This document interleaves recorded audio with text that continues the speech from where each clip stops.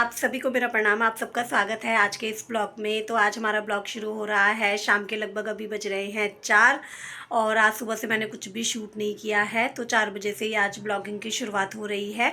और अभी थोड़ी देर पहले मैं सो रखी थी, तो चमोली जी ने ही मुझे उठाया है कि चाय पीने के लिए उठ जाओ। तो लंच करने के बाद हम सो गए थे और बहुत गहरी नींद आई, मुझे पता ही नहीं चला कि कब बज गए 4। तो चलिए फिर पहले लेते हैं चाय का आनंद, और साथ में मैं आपको मिलाती हूँ चमोली जी से। हम पी रहे हैं चाय नहीं, आज कॉफ़ी है, और ये चमोली जी ने बनाई है। तो पता नहीं आज क्या मूड आया उनका कॉफ़ी पीने का, तो मैं पूछती हूँ उनसे कि क्या बात हुई आज स्पेशल। तो आज आपने चाय की जगह कॉफ़ी क्यों बनाई? चाय की जगह कॉफ़ी इसलिए बनाई कि जो हमारा दूध था वो बहुत सारा बचा हुआ है और कॉफ़ी पीने का मन कर रहा था। सबसे बड़ी बात है कि मन कर रहा था कॉफ़ी पीने का, तो इसलिए मैंने दो रुपये वाले पैकेट लेके आया और उससे हाँ, कॉफ़ी क्योंकि हम बनाई। कॉफ़ी नहीं बनाते, कम बनाते हैं। कम बनाते ही नहीं है। हाँ, बहुत कम। कभी साल भर में एक बार बन गई तो बन गई। नहीं, इतना कम भी नहीं है, चुप रहो। ऐसी ही है भाई, नहीं तो चाय चाय ज़्यादा बनाते हैं, कॉफ़ी हाँ, कॉफ़ी नहीं और बनाते। ज़्यादा ही ना दूध नहीं पी रही है आजकल, तो बहुत दूध बच रहा है आज आजकल। तो क्या करना उस दूध का, फिर कॉफ़ी पियो, दूध पियो। दूध नहीं, कॉफ़ी या हाँ। चाय, गाड़ी वाली चाय नहीं होती जैसे। अच्छा, तो और धन्यवाद आपका, आपने हमें हमारे लिए कॉफ़ी बनाई। और अभी बज रहे हैं शाम के शायद 5 बज रहे हैं, पर थोड़ा सा गर्मी का मौसम आने वाला है। ऐसा लग रहा है जैसे कि गर्मी शुरू हो चुकी है। पर आपकी टोपी तो अभी भी नहीं उतरी। मेरी टोपी नहीं उतरी क्योंकि मैं अभी मार्केट जा रखा था ना, मैं सामान लेने के लिए, अच्छा। तब इसलिए मेरी टोपी नहीं उतरी। हम्म। हाँ, तो जब गर्मी आने वाली है तो तब टोप लो, क्या मतलब? तो उतार दूंगा उसको, अभी मतलब इतनी भी नहीं आई, मतलब बोलने का मतलब ये है कि गर्मियाँ अगले महीने से शुरू हो जाएंगी। अच्छा, तो इनके बाल भी नहीं है, तो आजकल बाल भी कम कटा नहीं रखे ना आपने। तुम्हें तो कुंभ जाना चाहिए था, कुंभ? धार्मिक स्थल। हाँ। हाँ, आजकल लोग कुंभ जा रहे हैं, फेमस हो रहे हैं। मैं भी सोच रही हूँ कि मैं भी कुछ। नहीं, फेमस नहीं, तुम्हें इतने इतने सारे पाप कर दिए, तुमने इतने सारे पाप कर दिए हैं। क्या तो पाप किए रे मैंने? बहुत सारे किए होंगे, तुम पापों को धुलने के लिए कुंभ बहुत अच्छी स्थान है। तुम्हें जाना चाहिए और अपने पापों का प्रायश्चित करना चाहिए। ठीक है, सोच रही हूँ मैं कुंभ चले जाऊँ, वहाँ पे लोग फेमस होने पे लगे हुए हैं मैं भी ना। आऊँगा, है? मैं भी जा रहा हूँ। क्यों? होंगे कभी भूल चूक से, कभी कोई पाप हो गया होगा, किसी चींटी को मार दिया होगा पैर से। हाँ, बहुत सारे पाप तो वो मतलब धुल जाएंगे उससे, गंगा जी में नहाने से। नहीं, पाप तो नहीं धुलेंगे, पर थोड़ा सा जैसे मान्यता है तो। पाप धुल जाएंगे क्या?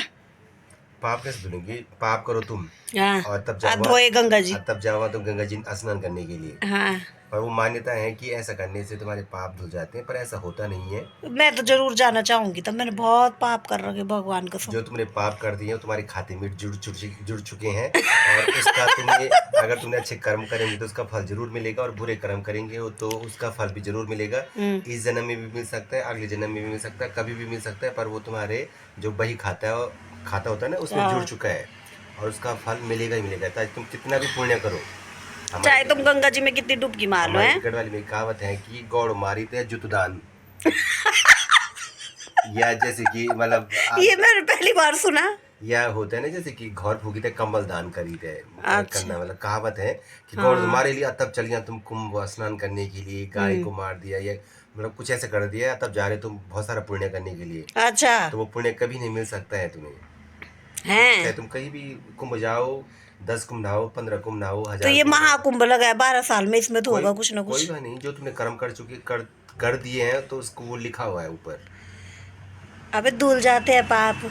पाप नहीं धुलेगा, तुम्हारा शरीर धुलेगा केवल, पाप कभी नहीं धुल सकता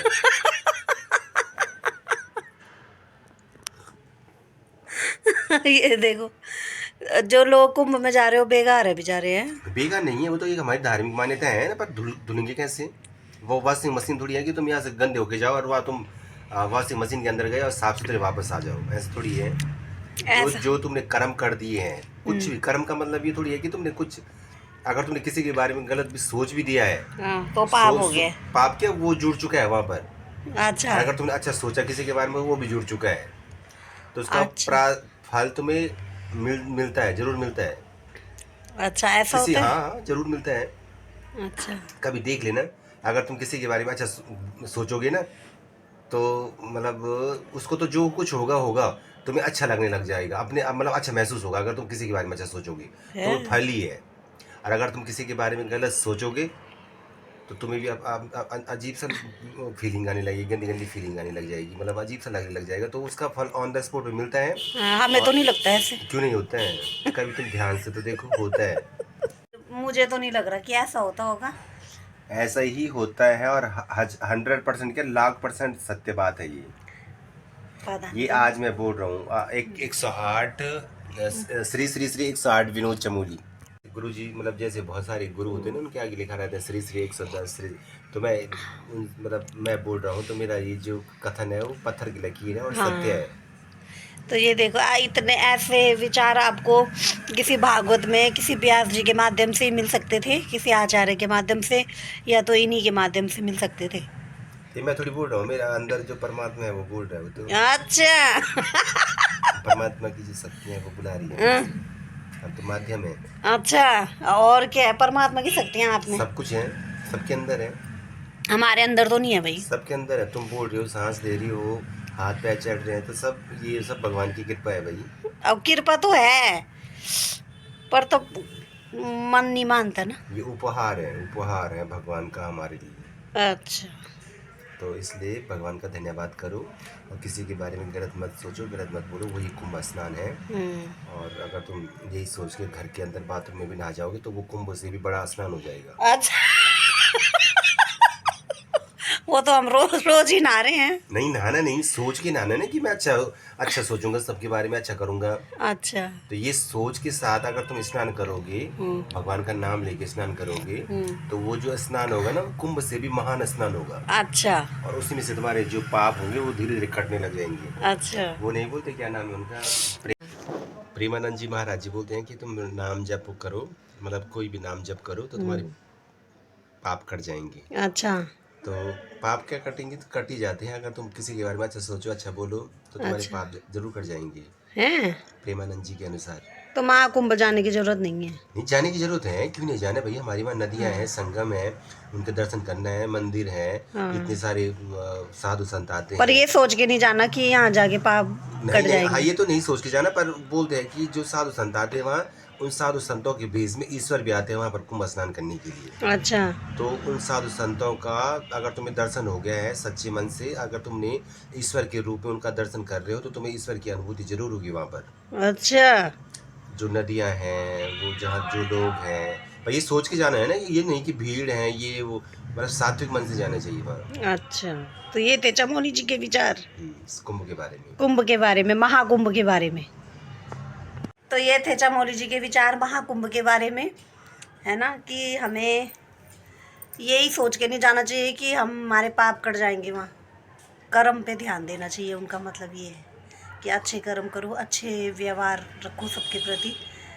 यही था ना आपका मतलब? यही था।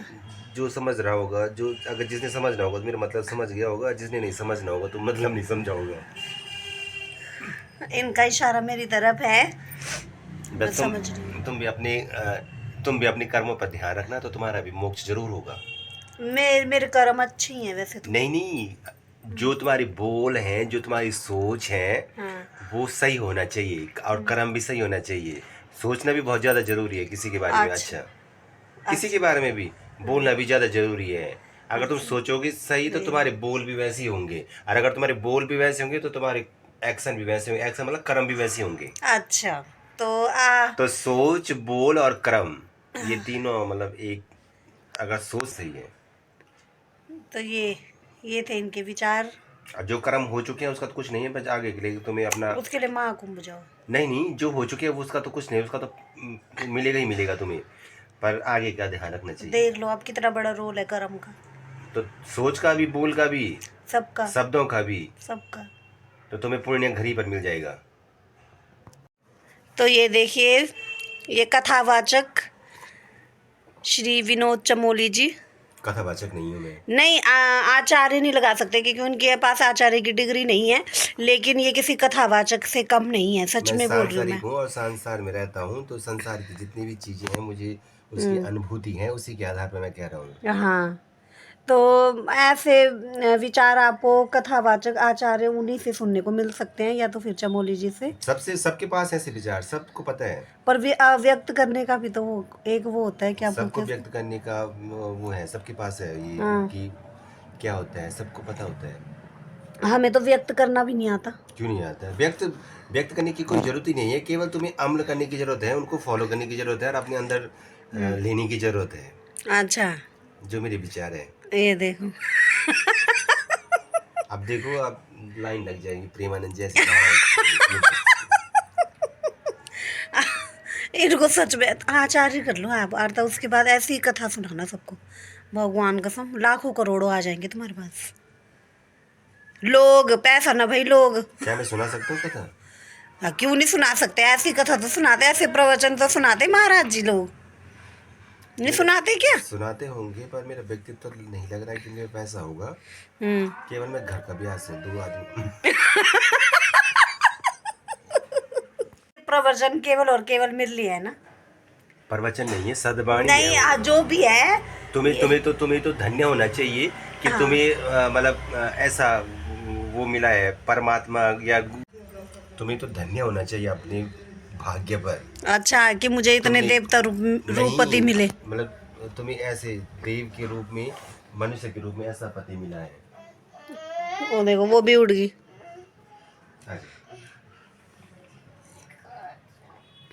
ये भी उठ चुकी है मेरे प्रवचन सुन करके। सुन करके, हाँ। बादाम काजू। तो चलिए फिर आज के इस ब्लॉग को यहीं पे एंड करते हैं। आई होप आपको हमारा आज का ये छोटा सा ब्लॉग पसंद आया होगा। मिलते हैं आपको नेक्स्ट दूसरे ब्लॉग में, तब तक के लिए बाय बाय, टेक केयर, जय श्री राम।